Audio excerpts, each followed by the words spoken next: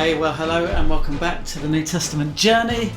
My name's Andy, I'm here with Tom today, and today we are jumping in the whole episode on the feisty, the phenomenal, spicy book of James. Traditionally thought to have been written by Jesus' half-brother. Yeah, I'd go with that. Yeah, the pillar of the early church, and it starts with this kind of incredible opening. James 1:1. James, a servant of God and of the Lord Jesus Christ, to the 12 tribes scattered among the nations. Greetings. I just find that there's so much in this little bit. I mean, we could spend half an hour talking about this, but if it is his brother, half-brother, he describes himself as servant, or actually doulos is Greek, which we could translate as slave. So he's kind of announcing himself as the slave of his older brother. Yeah. Which is quite amazing. Yeah. And to me opens up huge vistas of thought about, wow, what would it have been like to have lived with Jesus? Like to see how he acts in every single way, and then to be so utterly convinced of his brilliance and ultimately his divinity. You're like, yeah, do you know what? Yeah, I'm all in. Yeah, amazing. And he is a character that the apologists go to sometimes, isn't he, to say, you know, this is very, very strong evidence. Exactly like you say, half-brothers brought up in the same house, saw the whole thing unfold before him. It doesn't name him, I don't think, in the Gospels, but there are those times where the family's doubting, they think he's out of his mind. He would have been in on those discussions. And then at some point, obviously, he comes to faith and gives his life to serve the church. And then the other half of that bit is to the 12 tribes, which you're a bit like, what? Doesn't he know? Doesn't he know what Paul says about, now we're all grafted into the olive tree. But fascinating. I remember it blew my mind when I first understood that a lot of the Jewish believers didn't change from being Jews to being Christians when they believed in Jesus the Christ. They just became people who were Jews who believed the Messiah had come. So inherent within that phrase is just a huge honouring of the Old Testament. Yeah. And all that it had, all that God did in it, all that he showed in it, which I love, actually. It's a good challenge to us who've grown up in maybe Western Christianity, evangelical Christianity, which has tended to sort of say all that really matters is Jesus and his cross. And you think, hold on a minute, like the 12 tribes. Yeah, it's there. We're part of a story, part of a history, part of a people grafted in. And we've seen that again and again, actually, haven't we, over the whole of the New Testament journey.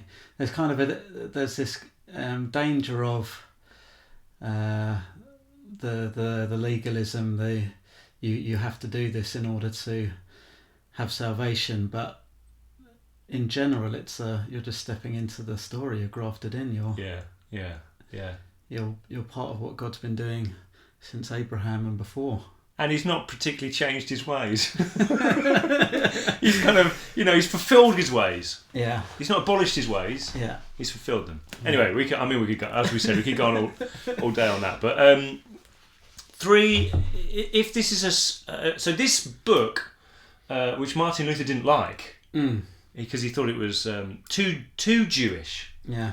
Didn't have a great history in the end. Martin Luther, tragic really, with his perspective on the Jews. But we love the Jewish flavour of it, and I want to suggest there's three spices in particular that contribute to this very Jewish flavour. One is just a deep understanding of God as creator. The second one, a huge sense that faith is embodied. If we are a people of God, then we walk as the people of God, which is a deeply Jewish understanding. And then the third thing is we live as a minority people. We are a chosen people in the midst of the nations. And it's a huge understanding of the Jewish mindset. Yeah. So we thought it'd be fun today just to have a look at all these three spices and to pull out what it might mean for us. Yeah. So let's take the first one, God as creator. Is it this idea almost from Genesis, the first few chapters? He's creator and he's involved in his creation. He's walking in the in the garden. He sees the eyes of the Lord go to and fro over the whole earth.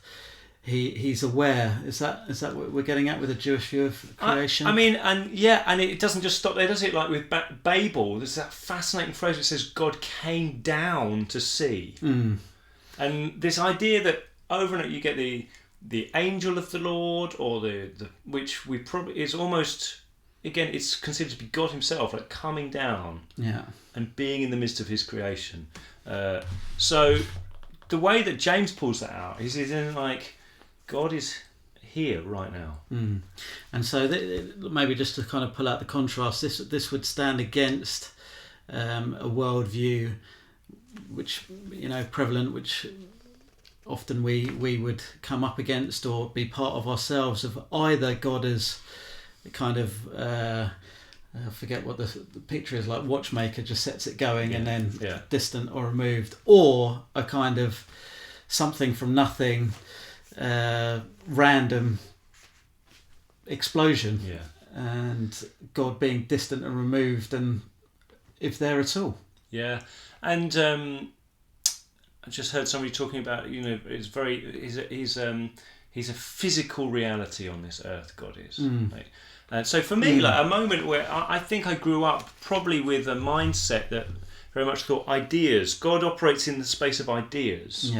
But I wouldn't really particularly take massive care of my body. I kind of, what does he care about my body? It's going to die.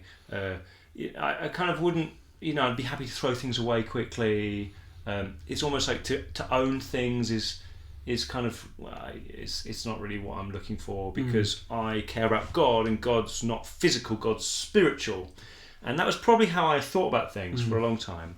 And then there was one moment where I wasn't thinking about anything to do with this whatsoever, but somebody was praying for me in a time of ministry, and it was the most physical experience of anything that I think I've ever had. In that, as a person put their hands on me, that it was like electricity, just like almost burning. I felt like almost burning my head, and found myself almost flung to the floor. Almost like was flung to the floor, and just incredible embodied experience of God. And when I got up from that afterwards, I was like, what's this all about? I don't understand it. I couldn't understand it. But as I look back on that time now, it's about 3 or 4 years ago, what I realised is it was almost like God was saying, look, your mind is for me, but you're there's a separation between what your body is and where your mind is. And it was almost like, the reset button to be, come on, like, I'm an embodied God. I'm here in creation. Value your body. Expect to experience me tangibly. Yeah. Does that make sense? Absolutely. And I mean, that's kind of what might be termed spectacular or supernatural.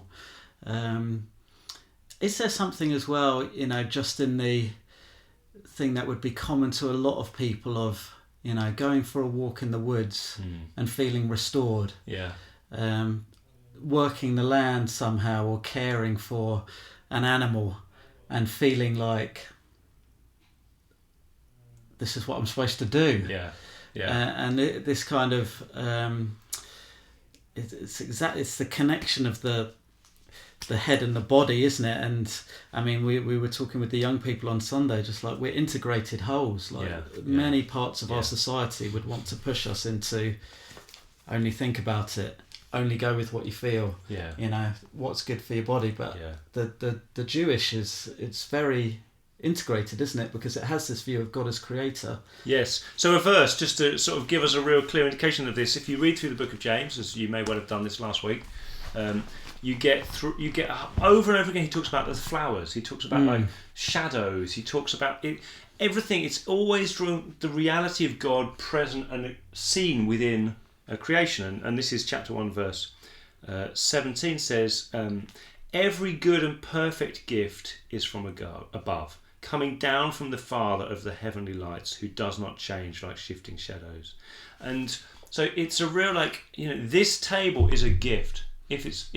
My hand is a gift from God above. He is above, but he is so present, actively present in giving creation to us as a gift, which causes us to honour it far more and to actually see him in it far more. Why would he give us this? Why would he create wood?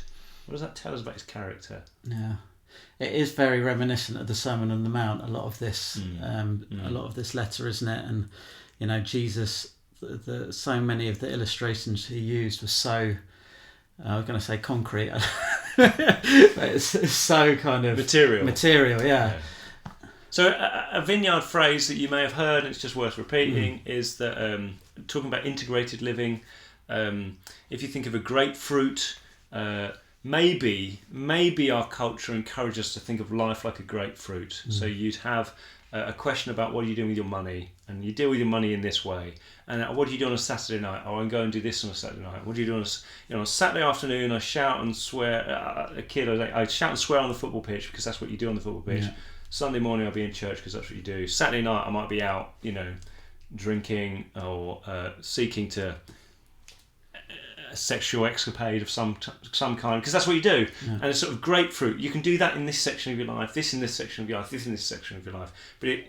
But the sort of Jewish embodied understanding of faith is it's much more like a chocolate milkshake. Mm-hmm. So God comes into the milkshake like chocolate. God comes into the world like chocolate comes into a milkshake. Mm. And if you swill it round and drink it, you should taste the chocolate in every sip. Yeah. If I give you saying, "Oh, here's some chocolate milkshake," and you sipped it and be like, "There's no chocolate in that," you'd be like, "You give it back, make it again." Or just accept the fact you're in McDonald's. You're like, "Give it back, make it again." Yeah. And that's the understanding that, and this is for us as over and over again. We'll pray for people. We'll see somebody healed or a miraculous experience of God, and they're like, "Yeah, fair enough. I might come back." Yeah. And it's like, you might come back. Like, God's just shown you he's real. He's shown you that he's the chocolate in the whole of the milkshake. And you're acting like he's just a little segment of a grapefruit. Like, yeah, that was a nice experience, but it's probably not going to change what I do with the rest of my life. Yeah. And so that's kind of a big expression of God as creator. And it seems like one of the kind of jumping off points for now, feeding into that from James, is the kind of, therefore... God is very wise, and we can call on him for wisdom, and if we don't know what to do, we should ask him. And again, I've been thinking a lot about wisdom and been reading through all the wisdom literature of the Old Testament, and so how do I live well is the question of wisdom, isn't it? From looking at the world, what would it mean to live well? Yeah. And exactly as you say, James is like, well, if you know God and you understand how he's made the world and you think on it, you will live well. Yeah. They talk about wisdom being like, where the grain is on the table. Mm-hmm. If you try and live in a way that's unwise, foolish, it's like rubbing your hand against the grain of the piece of wood. You're probably going to pick up splinters. Yeah. If you rub your hand along it in a wise way, you probably won't. Yeah. It's not a guarantee. Yeah. Jesus lived his life abundant in wisdom, and yet he picked up loads of splinters. Yeah. But generally speaking, life works this way. Yeah. Yeah. So then kind of out of this, there's a whole load of verses which show how deeply engaged in creation God is, that James pulls out. So just the wisdom thing is one of them. Yeah. And fascinatingly, he over and over again talks about your voice. It's almost as if when you open your mouth, God's ear is there right in front of him. He hears the slightest whisper of any word you ever speak. Yeah. He's so present that you couldn't even say something really fast that he'd miss. Yeah. He hears everything. Yeah. And not only hears it, but he understands what the motive is that's behind it. So, for example, it says, when tempted, no one should say, God is tempting me, for God cannot be tempted by evil, nor does he tempt anyone. So you shouldn't say these things. What you say is important. God hears what you say. Chapter 3, not many of you should become teachers, because you know that we who teach will be judged more strictly. Again, what things you say will be judged more strictly. Chapter 4, verse 2. You desire but you don't have, so you kill. You covet what you cannot get, so you quarrel. You do not have because you do not ask God. And when you ask, you don't receive because you ask with wrong motives, that you may spend what you get on your pleasures. So the idea is that God not only you're just not saying the word. Mm. He's ready to hear it. Just ask him. Mm. And when you ask him, he'll understand what it is you're really asking, and he'll give it to you or he won't, depending on your motives. Yeah. And the scriptures do put a weight on our words, don't they? I mean, it does make clear in other places God knows the thoughts and motives of the heart. He weighs the heart. But there does seem to be a kind of judgment attached to what we go on to say, and there does seem to be a wisdom in holding your tongue sometimes, or declaring that which you know is true, even if your heart is slightly tired that day. So bless the Lord, O my soul, all that is within me, bless his name. Yeah. There is a power to this speech thing, isn't there? I think you're really good at this, Andy. I think there's times when I just notice you just choose not to say something. And then you'll say something later. Yeah. And in a world where everybody wants to say everything that's in their head, yeah, I think that's a really refreshing thing, and is an expression of wisdom. It's an expression of the wisdom that you've carved out in your heart, that I'm not going to speak on this till I'm ready. Yeah. And I think that's of the Lord. Yeah, I mean, consider what a great forest is set on fire by a small spark. The tongue also is a fire, a world of evil among parts of the body. It corrupts the whole body, sets the whole course of one's life on fire, and is itself set on fire by hell. I mean, you could just think of Quasi-Kwarteng, right? Yeah. Speaks a few words. Yeah. Maybe you could argue he rushed them. Mm-hmm. Didn't get others to give their opinion on it, Yeah. and we're talking about the mini budget or whatever it was recently. It was something like £64 billion wiped off the UK economy just because of a few words. A few words. It's amazing, isn't it? He hadn't even done anything. Yeah. He just said what he was thinking of doing, and chaos, turmoil, and it's that little spark. Yeah. That's little spark creates this huge chain reaction. So, our words matter is what James would say to us, isn't it? They can be incredibly powerful. And of course we see that in the final chapter, which is maybe one of the most famous bits of James, about the power of prayer. Yeah. Words you speak can be just words like Elijah spoke, and it stops raining, and then it rains. Yeah. Just this incredible sense of the power of what you say. Yeah. Informed by the fact God is here, He's listening. Yeah. He's here. And absolutely. So that's the first spice in this incredible letter, that God as creator. Second one is embodied faith. Particularly care for the poor, which seems to be a big thing, doesn't it, of what Luke talks about. What should we say about that? I mean, there's kind of just very blunt illustration, command. If some guy walks into your meeting and he's dressed all super fine and it's looking great, and wouldn't it be great if he started tithing? Yeah. Don't show him to the front. Don't treat him better. Don't put your best welcomer on him. Don't go out of your way. Treat him exactly the same way, or rather, treat the poor guy who you think, this guy's never gonna. No, he's just going to drain our resources as a community. You show him exactly the same welcome. I mean, it's just a classic illustration, isn't it? He certainly knows the where the rubber hits the road for the pastoral team, and actually for any church member. Who do you want to be mates with? You want to be mates with the funny, interesting guy who maybe take you to a football match and then pay for your dinner. Yeah. He's like, that's not embodied faith, and the key bit, isn't it, in James, where he sort of says faith without works is dead. Yeah. Which is that's what Luther hated, because he felt like it disagreed with the Book of Romans, where it's all about faith. Yeah. So how is that not? Is James deliberately arguing against Paul here? Yeah, I mean, I have always just found it a helpful rounding out of my concept of faith. This kind of argument that's put out in James 2, it was always just taught to me as, if you really believe something, if you've really got faith, well, you will act accordingly. Yeah. And if you don't really believe it, it's really your actions show where your faith really is. If you really believed that your ticket is the winning ticket, you would go and cash it in.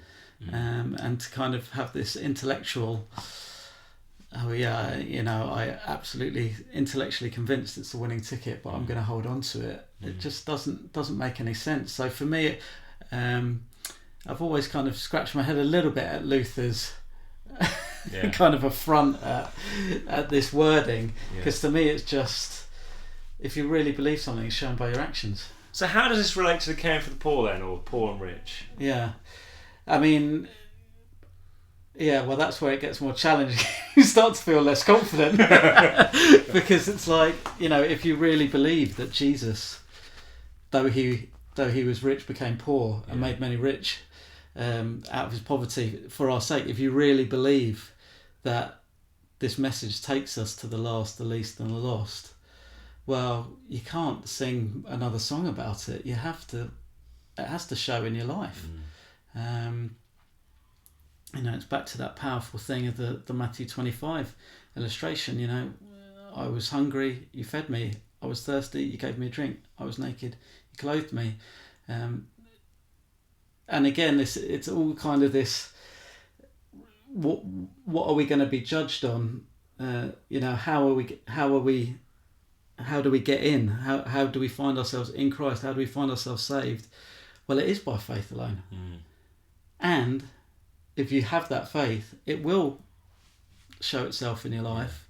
And how will it show itself? Well, a big part of it is, well, how do you treat those who can give nothing to you? How do you live so that you are benefiting not just your crowd? And so maybe it's maybe it's just worth thinking about, if you met somebody who said, oh, my hero is Michael Jordan, basketball player, and you're like, oh wow, he's your hero. Oh yeah, I love Michael Jordan. He's a great guy. I think he's amazing. Oh right, so do you play basketball? Oh no, I don't play. Oh, do you watch? No, I don't really watch. I just you'd be like, well, what are you talking about? Just like the vibe. How can you think he's like your hero if you won't copy him? And that's not a perfect example, but if we think Jesus shows us the best possible way to live, we would live like him. So I guess we would probably just want to say, what is your vision of the best version of you? What's your vision of success? Jesus' vision of success was what he pursued, which was to give himself to those who gave nothing back to him. And often find, in my life, I must acknowledge the same, but in a lot of Christianity, we seem to just chase after exactly the same stuff the world chases after, but just make it a PG version. But the thing that, if we actually think Jesus sung a different song, he kind of played a part in a totally different film, then if we believed that he was God, we would live that. We'd live that story. We'd play that. We'd march that beat. And we're kind of jabbing away here. I mean, James puts a big right hook in at the beginning of chapter 5. It's like, now listen, you rich people, weep and wail because of the misery that is coming on you. Your wealth has rotted and moths have eaten your clothes. Your gold and silver are corroded. Their corrosion will testify against you and eat your flesh like fire. You have hoarded wealth in the last days. Look, the wages you failed to pay the workers who mowed your fields are crying out against you. The cries of the harvesters have reached the ears of the Lord Almighty. You have lived on earth in luxury and self-indulgence. You have fattened yourselves in the day of slaughter. You have condemned and murdered the innocent one who was not opposing you.